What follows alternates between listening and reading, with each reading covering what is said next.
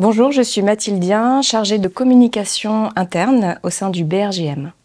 Bonjour, moi c'est Pierrick Desfossés, je suis chef de projet au service informatique. Le BRGM est le service géologique national. Nous sommes l'établissement public de référence dans les applications des sciences de la Terre pour gérer les ressources et les risques du sol et du sous-sol. Le BRGM compte près de 1000 salariés qui sont répartis en métropole, aussi bien que dans les Drômes. Pour lancer le projet de refonte de l'intranet, nous sommes partis d'un constat qui s'est révélé lors du diagnostic qui a été lancé en 2021, que nous avons fait auprès de l'ensemble des utilisateurs avec des enquêtes, des ateliers, des interviews métiers, où en fait l'intranet se positionnait comme un média incontournable de la vie du salarié dans son quotidien pour la recherche documentaire, pour l'information institutionnelle, pour comprendre qui on était au BRGM. Fort de ce constat, nous avons lancé le chantier de refonte de l'intranet. Et pour y parvenir, nous avons travaillé main dans la main entre le service communication et l'ASI, Système d'information d'utilisateurs. Ce copilotage a été un élément clé pour le projet, puisqu'il a permis de travailler la partie technique en parallèle de la partie fonctionnelle. Le but c'était d'avoir une base très solide pour que l'utilisateur, déjà qui allait avoir un grand changement, avoir une grande marche à passer, puisse s'y adapter. Mais après, on ne s'interdit pas plus tard de prendre tel ou tel module. Mais on voulait quelque chose déjà de convaincant et de minimum, mais de solide. Voilà. Nous lançons l'étude de marché et faisons le choix éclairé. La solution de Digital Workplace avec laquelle nous allons avancer, qui est finalement la solution Jalios, qui répond le mieux à nos attentes et à notre trajectoire ici, et aux besoins des utilisateurs. Je dirais que c'est un élément clé, qu'on puisse, dans un projet, être capable d'ajouter à la fois la partie métier, les futurs utilisateurs finaux, mais aussi les fonctions support, depuis la DRH jusqu'au service financier, jusqu'à même à notre direction générale. Tout le monde a joué son jeu dans cette grande entreprise et dans ce grand projet. Et ça, on a été très chanceux, en fait. Quand on dit qu'on l'a géré à deux, en fait, on était beaucoup plus. On était plus de 60, non? Combien? Ouais. Oui, plus de 60 au final sur les différentes années qui ont couru sur ce projet. Et donc ça a été vraiment la création, la première grande étape, c'est de dire quel visage est-ce que nous voulons donner à notre intranet, puis quel parcours en fait l'utilisateur doit suivre, quel parcours on va lui donner. D'un point de vue d'ailleurs visuel, on peut parler du graphisme, puisque c'est un élément important. Oui, on a travaillé aussi toute la partie graphique pour se sentir dans notre univers BRGM, d'une part, et puis pour travailler vraiment les zones de navigation.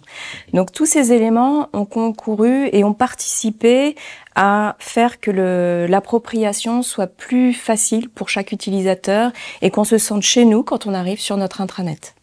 Et à ce stade-là, on va commencer à déployer les formations en interne. Alors, comment ça va fonctionner? On va d'abord faire des formations pour les administrateurs techniques, ça c'est moi, et ensuite on va dérouler sur les administrateurs fonctionnels qui eux vont permettre de déployer les différentes pages, de les structurer, les modèles, les templates, etc. Et puis ensuite, on va dérouler jusqu'en fin de process, jusqu'au niveau des formations des contributeurs, de vraiment notre réseau de contributeurs internes qui seront ceux qui vont alimenter les pages, publier des articles, créer des événements. Donc ça va être une trentaine de personnes à travers toutes nos directions. Une trentaine de personnes, de correspondants impliqués dans toutes les directions, qui déjà étaient mobilisés dans la construction, dans les ateliers, et qui ont poursuivi donc en souhaitant s'investir davantage, à contribuer à ce nouvel outil et à se former. Et on a créé des binômes comme ça pour pouvoir alimenter l'intranet en prévision du lancement. Et ces formations ont reçu un super bon accueil sur l'outil, puisque la prise en main était facile, l'ergonomie validée. Donc ces formations qu'on donne en interne au niveau des administrateurs et de nos correspondants, ensuite, grâce à la documentation qui est produite par nos amis de chez CLI, on est capable maintenant de les reproduire en interne au niveau de chaque direction, pour chaque personne qui va contribuer, au-delà des correspondants qui ont été formés en première instance, et ça se poursuit encore aujourd'hui. On continue de faire des compagnonnages aujourd'hui pour diffuser encore cette connaissance sur la création de contenu, du contenu simple, des contenus, des articles, des événements. Toutes ces petites choses-là peuvent être faites encore par un réseau encore plus grand aujourd'hui, encore plus dynamique. Notre ambition qui était cadrée autour des attentes prioritaires des utilisateurs a été gagnante, puisque aujourd'hui, l'intranet facilite l'accès aux documents d'entreprise, permet une navigation qui est plus fluide. Tout à fait. Et d'ailleurs, si je peux me permettre d'ajouter, en fait, on a fait ce choix de décloisonner un petit peu la documentation et à dire, je fais un parcours dans lequel je reviens du besoin initial. J'ai besoin de quelque chose de pratique à un instant T parce que je vais en déplacement, parce que j'ai des frais, parce que j'ai des congés, etc. Bah, certes, sur certains points, on peut associer ça à la RH. Néanmoins, on a pris ce parti dans notre arborescence de dire, je vais plutôt d'un œil pratique. Tout à fait. Et puis, le parcours utilisateur est de fait plus attractif et répond mieux aux besoins et à la recherche. C'est plus évident. Et cet intranet participe, et ça c'est un autre élément qu'on coche, c'est-à-dire à une communication qui soit plus dynamique et à une culture d'entreprise qui soit plus innovante, en interne également.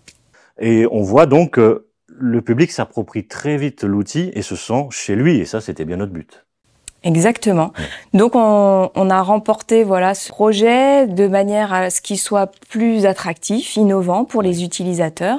Et c'est pas fini puisque maintenant on poursuit avec le développement de la solution. On a quelque chose de solide, on a la dalle qui est solide, et maintenant on va monter quelque chose d'encore plus grand, riche en applications, avec de nouveaux modules, des modules innovants comme de l'intelligence artificielle, des communautés, plein de choses. On a plein d'idées en tête pour l'année à venir et on sait vers où on va et avec qui.